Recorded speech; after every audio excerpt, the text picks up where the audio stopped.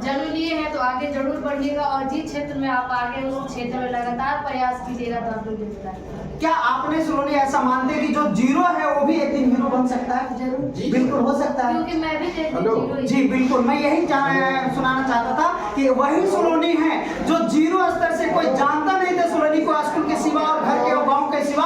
आज वही सुलोनी के पूरे बिहार में आज इनको चाहने वाले हैं, इनकी सॉन्ग को गा करके, क्योंकि नशा मुक्त को लेकर के इन्होंने गाए थे। और इस गाने को सुन करके बहुत सारे ऐसे लोग जो हैं गाना सुन करके नशा छोड़ दिए होंगे करना। क्या ऐसा लगता है कि हमारे गाना से नशा छोड़ दिया वो लोग?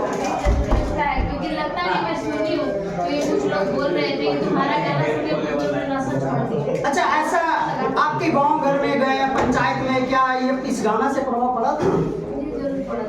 पड़ा था। आपके पिताजी तो ऐसा नशा वगैरह ऐसा तो नहीं करते?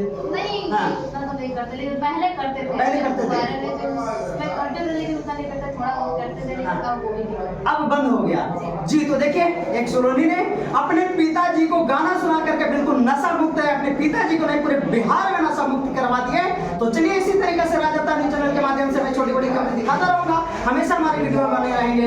चलिए।